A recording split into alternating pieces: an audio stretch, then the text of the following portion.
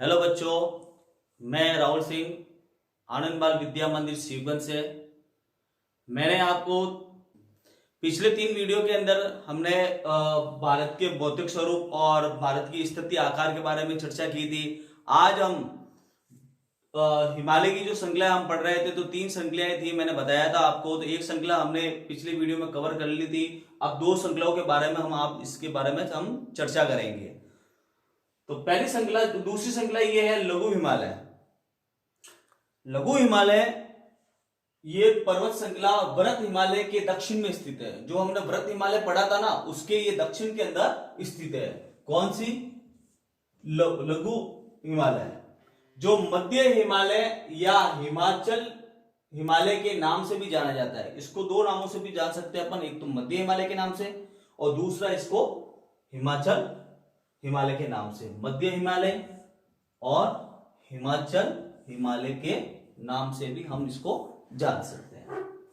इसकी चौड़ाई 80 से लगाकर 100 किलोमीटर तक है। 80 से लगाकर 100 किलोमीटर तक इसकी चौड़ाई है। 80 से लगाकर 100 किलोमीटर तक इसकी चौड़ाई है। इसकी औसत ऊंचाई इसकी है 3000 मीटर। कितनी है? 3000 मीटर। किंतु अधिकतम ऊंचाई, औसत बताइए, ये 3000 अधिकतम पूछे तो आपको 5000 मीटर बताना है। अगर औसत पूछे तो 3000 बताना है। प्रश्न पूछ सकते हैं आपको कि लघु हिमालय की औसत ऊंचाई कितनी है, तो 3000, और अधिकतम पूछे तो आपको 5000 बताना है। पीर पंजाल व डोलागर इसकी प्रमुख श्रेणियां हैं। बनिहाल, ध्यान रखना हो, बनिहाल प्रमुख दरा है इसका। बनिहाल प्रमुख इसका दरा है। यहां शीत ऋतु के अंदर 3 से 4 महीने तक बर्फ गिरती है। क्या गिरती है? बर्फ। शीत ऋतु में, सर्दी के मौसम के अंदर 3 से 4 महीने तक यहां पर बर्फ गिरती है। कहां पर गिरती है? लघु हिमालय, वहां पर बर्फ गिरती है। इस क्षेत्र को पहाड़ी नगरों के लिए भी जाना जाता है। प्रश्न आ जाता है, वो कौन सा हिमालय श्रृंखला की चोटी है जिसको पहाड़ी नगरों के नाम से भी जाना जाता है? तो लघु हिमालय। अब हम बात करते हैं इसके आगे के पर्यटक, मतलब ये एक प्रकार से पर्यटक स्थल भी के नाम से भी जाना जाता है। तो यहां पर्यटक स्थान भी है। सीधी सी बात है, इतनी सारी सुविधाएं मिली हुई तो पर्यटक स्थान तो होना ही है। तो जैसे शिमला, मंसूरी, नैनीताल, दार्जिलिंग, रानीखेत, ये सारे पर्यटक स्थल है। यहाँ पर बाहर विदेश से, भारत से बहुत लोग यहाँ पर पर्यटक स्थल पर जाते हैं। आप भी गए होंगे। इस श्रेणी के उच्च ढालों पर कौनधारी वन कैसे होता है, मैं आपको ये बता देता हूं। कौनधारी वन, ये देखिए आप, ये इस प्रकार से, ये इसको कौनधारी वन होता है, ये ऐसे, ठीक है। क्यों होता है कौनधारी वन इस बर्फील इस एरिया के अंदर? क्योंकि जब बर्फ गिरती है तो ये बर्फ जो है ये इनके ऊपर, इन पत्तियों के ऊपर नहीं टिकती है और ये नीचे गिर जाती है। इसीलिए यहां पर कौनधारी वन, उच्च ढालों पर कौनधारी वन तथा निम्न ढालों पर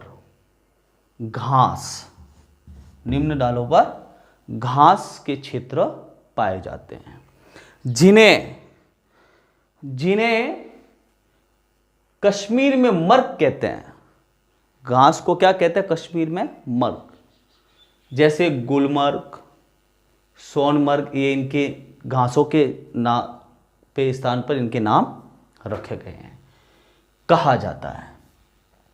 तो एक बार शॉर्ट में वापस एक बार विस्तार में आपको बता देता हूं। यह पर्वत श्रृंखला व्रत हिमालय के दक्षिण क्षेत्र में स्थित है, जो मध्य हिमालय या हिमाचल प्रदेश के नाम से भी जाना जाता है। इसकी चौड़ाई 80 से लगाकर 100 किलोमीटर तक है। इसकी औसत ऊंचाई 3000 मीटर है, किंतु अधिकतम अगर ऊंचाई पूछी तो 5000 मीटर आपको बतानी है। यहाँ पर दो प्रमुख श्रेणियां हैं, एक है पीर मंजार और एक है ढोला घर है। और बनिहाल यहाँ का प्रमुख दर्रा है। यहाँ शीत ऋतु के अंदर 3 से 4 महीने तक बर्फ गिरती है। और इस श्रृंखला में कश्मीर घाटी तथा हिमाचल के कांगड़ा या कुल्लू की घाटियाँ स्थित है। इस क्षेत्रों को पहाड़ी नगरों के नाम से भी जाना जाता है। यहाँ पर पर्यटक स्थल, मैंने आपको आगे पर्यटक स्थल शिमला, मंसूरी, नैनीताल, दार्जिलिंग और रानीखेत है। इस श्रेणी के उच्च ढालों पर तो कौंधारी वन मैंने आपको बता ही दिया वह, तथा निम्न ढालों पर घास के क्षेत्र पाए जाते हैं। अब उन घास के क्षेत्रों के अकॉर्डिंग वहाँ पर उनके, जहाँ पर ये कश्मीर के अंदर मर्ग के नाम से जानते हैं और गुलमर्ग और सोनमर्ग इनके घासों के नाम, घास के नाम के अकॉर्डिंग इनके नाम रखे गए हैं। अब हम बात करेंगे आगे तीसरी श्रृंखला हिमालय की, वो है उप हिमालय। हिमालय की ये सबसे दक्षिणी श्रेणी है। कौन सी श्रेणी है? सबसे दक्षिणी भाग के अंदर यह है। इसे शिवालिंग कहा जाता है। क्या कहा जाता है? शिवालिंग। इंपॉर्टेंट है, ध्यान रखना, शिवालिंग। इनकी चौड़ाई, किसकी? उप हिमालय की 10 से 50 किलोमीटर। क्या है चौड़ाई? 10 से 50 किलोमीटर। तथा ऊंचाई, चौड़ाई बता दी, ऊंचाई 9 से लगाकर 1100 किलोमीटर। 9 से लगाकर 1100 किलोमीटर के बीच है। ये घाटियाँ बजरी तथा जलोढ़ मोटी हैं। ये घाटियाँ, इसकी घाटियों के अंदर बजरी और जलोढ़ जो मिट्टी होती है, जलोढ़ की मोटी परत से ढकी होती है। ये घाटियाँ किससे ढकी होती है? एक तो बजरी से और एक जलोढ़ की मोटी परत से ढकी हुई है। निम्न हिमालय तथा शिवालिंग के बीच में स्थित घाटी को, निम्न हिमालय तथा शिवालिंग के बीच में स्थित घाटी को दून के नाम से जाना जाता है। किसके नाम से? दून के नाम से जाना जाता है। अब दून के नाम से जाना जाता है तो श्योर, जब दून के नाम से जाना जाता है तो वहाँ पर इनके नाम भी रखे गए, जैसे देहरादून नाम सुना आपने, कोटली दून और पाटली दून। ये 3 दून के नाम से। ऊपर हमने पढ़ा था कि मर्ग के नाम से तो हमने गुलमर्ग और सोनमर्ग वो घास थी, और ये नीचे हमने दून के नाम से कह रहा है हिमालय तथा शिवालिंग के बीच में स्थित जो घाटी है, घाटियों को दून कहते हैं। तो ये देहरादून, कोटली दून और पाटली दून के नाम से जाना जाता है। अब हम बात करेंगे सेकंड पॉइंट द्वीप समूह के बारे में, जो भारत का भौतिक स्वरूप का सेकंड पॉइंट है ये। तो द्वीप समूह, इसको 2 भागों में बांटा गया है, लक्षद्वीप और अंडमान और निकोबार द्वीप समूह। तो सबसे पहले हम बात करते हैं लक्षद्वीप के बारे में। केरल के मालाबार तट के पास स्थित लक्षद्वीप की स्थिति को हम ऐसे इस प्रकार से ज्ञात करेंगे कि ये केरल के मालाबार तट के पास में स्थिति है इसकी।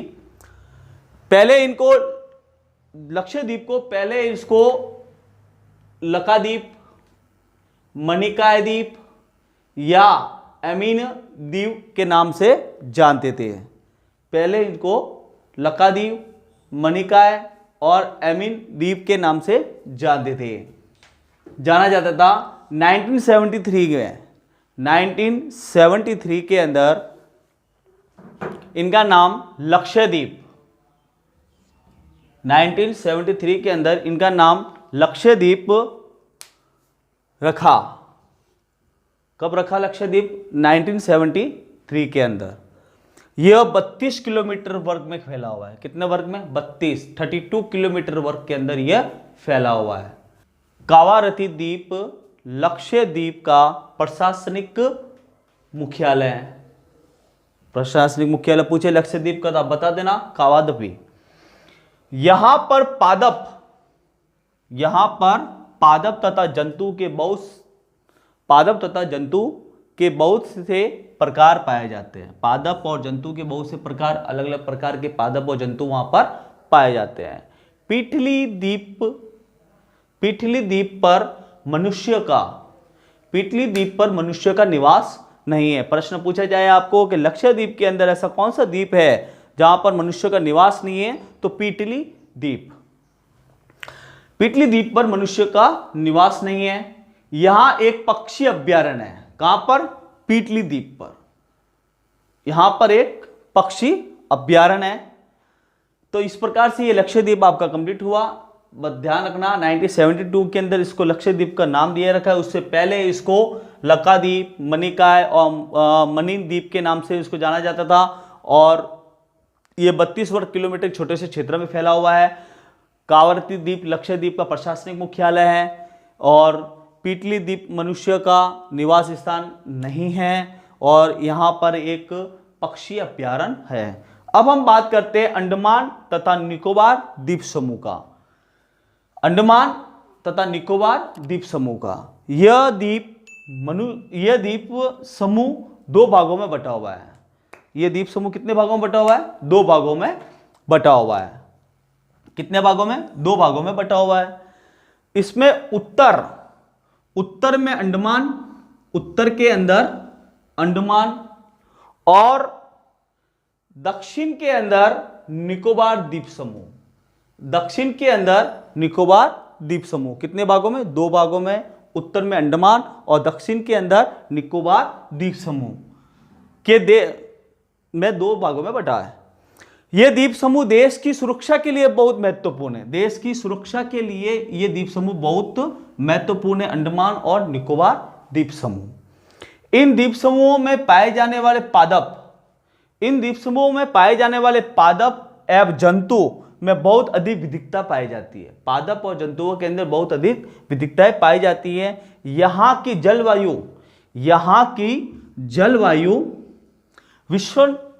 विषुववर्तीय है। यहाँ की जलवायु विषुववर्तीय है।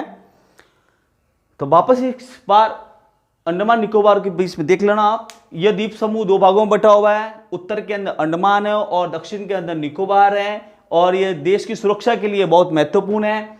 इस द्वीप समूह में पाए जाने वाले पादप और जंतुओं में बहुत अधिक विविधता पाई जाती है और यहाँ की जो जलवायु है वह है विषुववर्तीय है। अब एक नोटिस करने वाला पॉइंट है, भारत का एकमात्र सक्रिय ज्वालामुखी अंडमान और निकोबार द्वीप समूह में, अंडमान और निकोबार द्वीप समूह के बैरन द्वीप पर स्थित है। जो ज्वालामुखी है वो बैरन द्वीप पर, अंडमान और निकोबार द्वीप समूह के बैरन द्वीप पर स्थित है। तो ये द्वीप समूह आप इसके नक्शे के माध्यम से देख लेते हैं। जो भारत का जो नक्शा उसके नीचे वाला जो पोर्शन होता है जहां पर